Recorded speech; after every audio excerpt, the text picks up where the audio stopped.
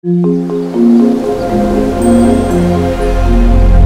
guys, so magandang araw sa inyo guys. Ako nga pala si Glenn and welcome back to my channel. And sa mga hindi pa pala nakasubscribe dito sa channel ko, pakiclick nyo po yung subscribe button and hit na notification bell para ma-update kayo every time na mag-upload ako ng mga bagong videos. Okay, today guys, dumating na yung package din natin sa yung package natin sa shotgun mic na binili ko.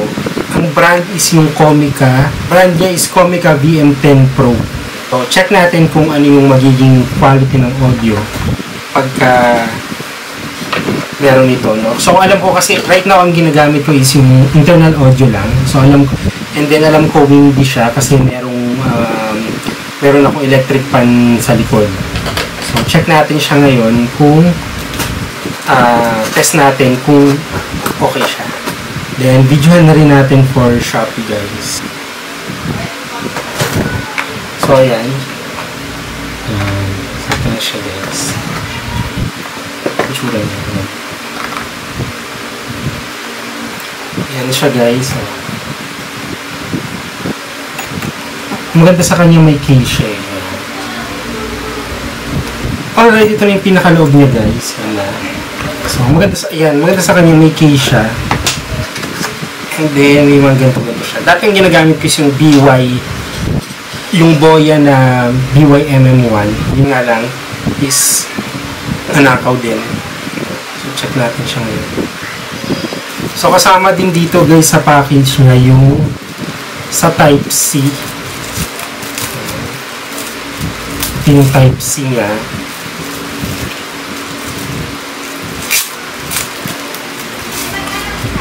Then, ito din yung sa kakabit sa camera, no? Ayan.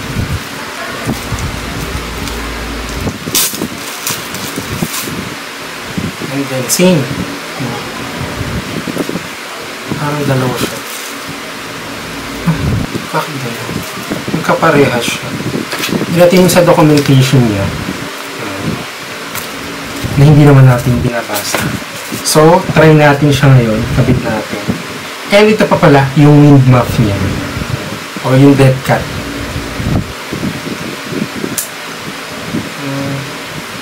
Check natin kung may ano siya.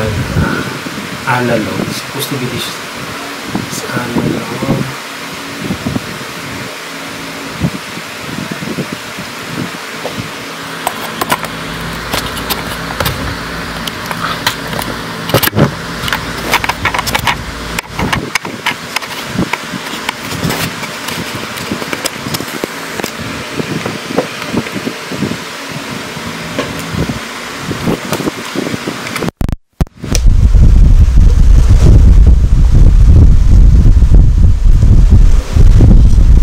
Alright, so ayan guys, nakakabit na siya. Nandun siya sa taas nitong camera ngayon. So check natin kung merong significant difference ba pagdating sa boses or sa audio guys, kung nai-eliminate niya yung sounds, no? Or kung walang difference, no? Okay, right now ikabit naman natin yung wind muff niya kung magkakaroon ng diferensya.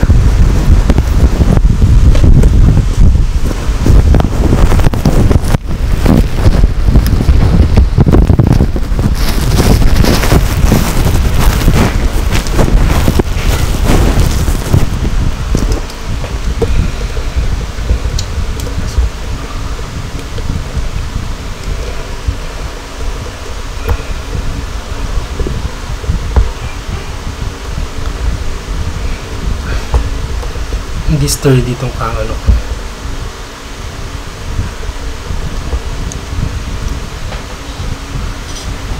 Alright guys, so ayan, nakakabit na yung sa wind muff niya. So actually, ang distance kasi niya sa akin is nasa siguro mga 1.5 feet to. No? So, hindi ko sure kung magkakaroon ng difference pagdating sa boses. Pero try natin guys pag yung sa malapitan siya. Hindi pa lang kasi ako hindi pa dumarating yung sa cable eh. Para matry natin ng medyo malapitan. But subukan natin ngayon. So, ayan guys, no. Wala lang, susubukan ko lang siya mismo dito ng medyo malapitan kasama yung wind muff niya. Teka guys. Yan, kasama yung sa wind muff niya, no. Try ko muna tanggalin, no.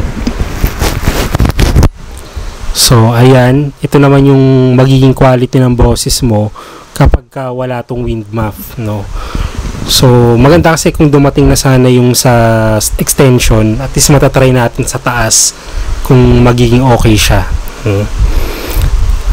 So, panoorin ko muna guys, then sabihin ko yung, so I think napapanood nyo naman na to. So, I think sabihin ko yung magiging result nito guys.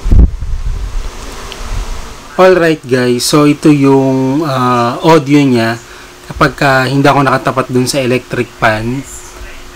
So kapag merong naka-insert tong sa Comica. So check naman natin ngayon kapag wala to.